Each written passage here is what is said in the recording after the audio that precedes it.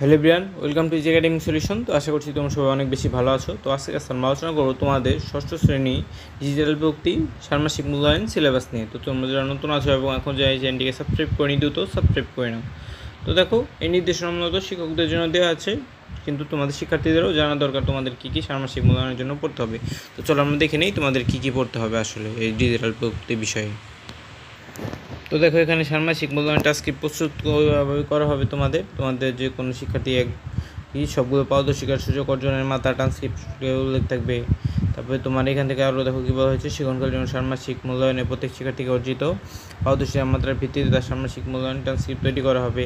ট্রান্সক্রিপ্টের ক্ষেত্রেও শিক্ষার্থীর প্রাপ্ত অর্জনের চতুর্ভুজ, বৃত্ত, ত্রিভুজ এগুলো আমাদের প্রকাশ করতে হবে। এখানে শিক্ষণকালীন ষান্মাসিক মূল্যায়নে এই পারদর্শিকার সূচক একাধিকবার তার অর্জনের মাত্রা নিরূপণ করতে পারে এবং এই পারদর্শিকার সূচকে শিক্ষার্থীর 2 বা ততোধিকবার ভিন্ন ভিন্ন মাত্রার পর্যবেক্ষণও করা যেতে পারে। তো দেখো, এরপরে কী বলা হয়েছে, যদি সেই পারদর্শিকার সূচক ত্রিভুজের চিহ্নিত করা হয় তবে ট্রান্সক্রিপ্টে সেটি উল্লেখ করা হবে। তারপর যদি কোনোবার এই ত্রিভুজের মাত্রা চিহ্নিত না হয়ে থাকে তাহলে অন্তত একবার হলেও বৃত্ত চিহ্নিত মাত্রা শিক্ষার্থী অর্জন করেছে কিনা সেটাই এখানে উল্লেখ করতে হবে। তো দেখো, এখানে মূল্যায়নে তোমার বিভিন্ন ইনক্লুশন নির্দেশনা এখানে দেওয়া আছে। তো দেখো, এরপর আরও কী বলা হয়েছে, এরপর তোমার আরও দেখা হবে তোমার মূল্যায়নের ক্ষেত্রে যে তুমি দেখো ত্রিভুজ পাবে, তুমি যদি প্রযুক্তির সাহায্যে তথ্য সংগ্রহ করতে পারো তাহলে ত্রিভুজ পাবে, এবং প্রযুক্তির সাহায্যে সংগ্রহের প্রস্তুতি যদি নিতে পারো তাহলে বৃত্ত পাবে। আর যদি কোনো ধরনের তথ্য সংগ্রহের প্রযুক্তির সাহায্য নেওয়া যায় তা শনাক্ত করতে পেরেছো তাহলে তুমি চতুর্ভুজ পাবে। এভাবে মূলত এই বিষয়গুলো তুমি দেখে নিতে পারো।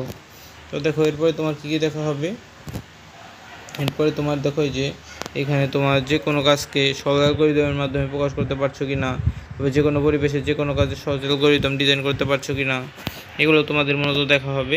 তো এখান থেকে তোমরা এগুলো দেখে নিতে পারো। তারপরে কোন প্রয়োজন অনুযায়ী যে কোনো ডিজিটাল সেবা গ্রহণের প্রস্তুতি, তারপরে কোনো একটি কৃত্রিম তৈরির পরিস্থিতির মাধ্যমে জরুরি সেবার জন্য কী কী তোমরা করতে পারছো এগুলো এখানে কী করা হবে দেখা হবে। তারপরে তথ্য আদান প্রদানের সময় সকল ধরনের ঝুঁকি মোকাবেলার ব্যবস্থা নিচ্ছ কি না, এই সমস্ত বিষয় কিন্তু তোমার মোটামুটি দেখতে হবে।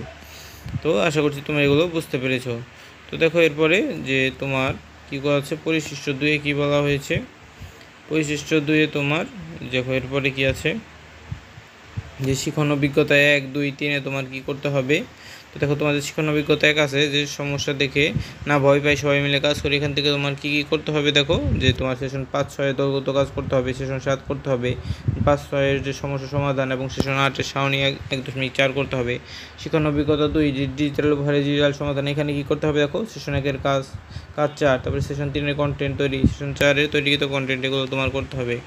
তারপরে শিখন অভিজ্ঞতা 3 অর্থাৎ আমাদের বিদ্যালয় পত্রিকা, এখানে কী করতে হবে, সেশন 2-এর অনুশীলনী অংশ, সেশন 3-এর গুপ্তধনের খোঁজে, তারপরে সেশন 4-এর ছক পূরণ, সেশন 5-এর বিদ্যালয় পত্রিকা তৈরি এগুলো দেখতে হবে। তারপরে সেশন 4-এ কী করতে হবে দেখো, যে তথ্য ঝুঁকি মোকাবেলায় মানববন্ধন, এখানে তোমার সেশন 5-এর ছক পূরণ, তারপরে তোমার সেশন 6-এর ছক পূরণ, সেশন 8-এর প্ল্যাকার্ড, তারপরে সেশন 7-এর ছক পূরণ এগুলো তোমার করতে হবে।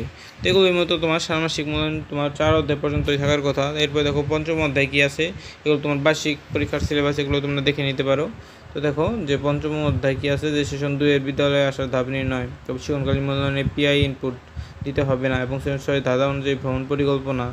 তো এগুলো তুমি দেখে নিতে পারো। তারপর দেখো সেশন শিখন অভিজ্ঞতা 6 আছে কি শিখনের জন্য, এখান থেকে কী করতে হবে, সেশন 3-এর প্রবাহ চিত্র, সেশন 3-এর বাড়ির কাজ, সেশন 5-এর নেটওয়ার্ক তৈরি। তো এখানে তোমার এরপর কী আছে দেখো, শিক্ষণ অভিজ্ঞতা 7 অর্থাৎ চলো সাজাই যে জরুরি সেবা তথ্য কেন্দ্র, এখান থেকে তোমার কী করতে হবে, সেশন 1 গ্রাম শহরের জরুরি সেবার তালিকা, সেশন 2-এর বিভিন্ন জরুরি সেবার প্রয়োজন, সেশন 2-এর বিভিন্ন ঘটনার ভিন্নতা, সেশন 3-এর জরুরি সেবা, সেশন 5-এর শ্রেণীর কাজ এগুলো তোমার করতে হবে।